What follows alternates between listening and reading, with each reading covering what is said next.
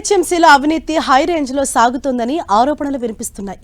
కొంతమంది అవినీతి అధికారుల అక్రమార్జనతో జీహెచ్ఎంసీలో పలు అక్రమాలు నిత్యకృత్యమయ్యాయని ఆరోపణలు ఉన్నాయి.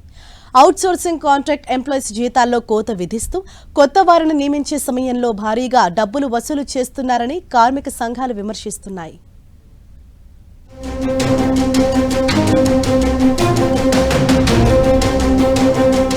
జీహెచ్ఎంసీ పరిధిలో వేలాది మంది అవుట్సోర్సింగ్ కాంట్రాక్ట్ కార్మికులు పనిచేస్తున్నారు. శానిటేషన్ విభాగంలో పనిచేస్తున్న దాదాపు 19,000 మంది కార్మికులకు నేరుగా వారి ఖాతాల్లోనే వేతనాలను జమ చేస్తోంది జీహెచ్ఎంసీ. కాంట్రాక్టు ఏజెన్సీల ద్వారా మరో 6,000 మంది కాంట్రాక్ట్ అవుట్సోర్సింగ్ కార్మికులకు ప్రతి నెలా వేతనాలను చెల్లిస్తారు. కేవలం కమిషన్ మాత్రమే తీసుకుని జీహెచ్ఎంసీ నుంచి కార్మికుడి పేరుతో వచ్చిన ప్రతి రూపాయిని వారికే చెల్లించాలి కాంట్రాక్ట్ ఏజెన్సీలు.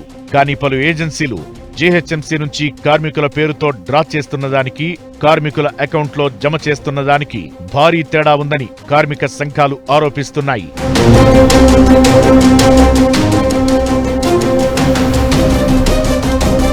కొన్ని విభాగాల్లో కొంతమంది అవినీతి అధికారులు, కాంట్రాక్టర్లు కలిసి కార్మికుల కష్టార్జితాన్ని, బల్దియా నిధులను అడ్డంగా తమ ఖాతాల్లో వేసుకుంటున్నారని ఆరోపణలు ఉన్నాయి.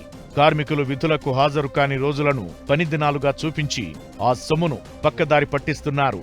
దీనిపై ఇటీవల ఎంటమాలజీ విభాగంలోని కాంట్రాక్టర్లపై, అధికారులపై కమిషనర్ విచారణకు ఆదేశించారు. ఒక కార్మికుడి పేరుతో కాంట్రాక్టర్కు ఎంత చెల్లిస్తున్నారు, ఆ కాంట్రాక్టర్ కార్మికుడికి ఎంత చెల్లిస్తున్నారనే అంశాన్ని బ్యాంక్ స్టేట్మెంట్లను పరిశీలిస్తే సరిపోతుందని, దీనిపై ఉన్నతాధికారులు ఫోకస్ పెట్టాలని కార్మిక సంఘాలు డిమాండ్ చేస్తున్నాయి.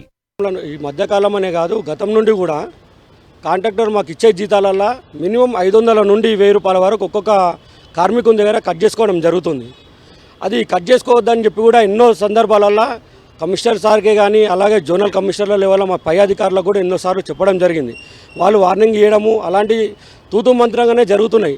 కానీ వాళ్ళు మాత్రం వాళ్ళ పని వాళ్ళే చేస్తారు, కంపల్సరీ కట్ చేసుకుంటున్నారు.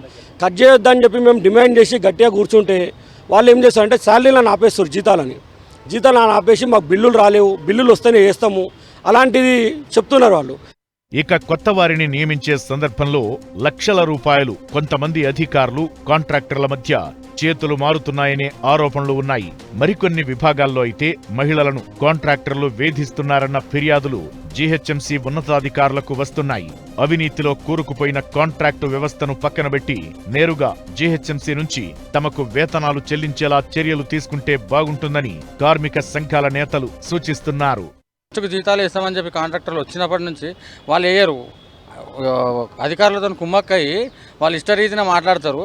జీతాలు చేసే టైంకి వాళ్ళు ఎంత కట్ చేసుకుంటున్నారు అనే దానికి క్లారిటీ లేదు వీళ్ళకి, మనోళ్ళకి, మన ఎస్ఎఫ్ఎలకే కానీ, మన ఇంటర్మాలజీలకే కానీ, వెటర్నరీ వాళ్ళకే కానీ ఎంతవరకు జీతాలు కట్ అవుతున్నాయి, ఎందుకు కట్ అవుతున్నాయి అనేది అడిగితే కూడా ఎక్కడెక్కడైతే క్వశ్చన్ రేజ్ చేస్తున్నారో అక్కడ జీతాలు లేట్ అవుతున్నాయి ఖచ్చితంగా.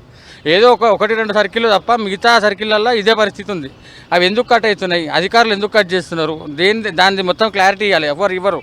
క్లారిటీ ఇవ్వరు. ఈ జీతాలు కట్ కావడం వల్ల ఈఎస్ఐ కూడా కరెక్ట్ మనకి అక్కడ ఇదైతలేదు, పిఎఫ్ కూడా మన కాంట్రిబ్యూషన్ కూడా అక్కడ చెల్లిస్తలేరు. మరోవైపు జీహెచ్ఎంసీలో జరుగుతున్న అవినీతిపై కమిషనర్ ప్రత్యేక శ్రద్ధ పెట్టారు. పూర్తి డేటా సేకరించి ఉద్యోగులందరినీ స్ట్రీమ్లైన్ చేస్తామని, కొత్త వారిని నియమించే సందర్భంలో తగు జాగ్రత్తలు తీసుకుంటామని కమిషనర్ చెబుతున్నారు.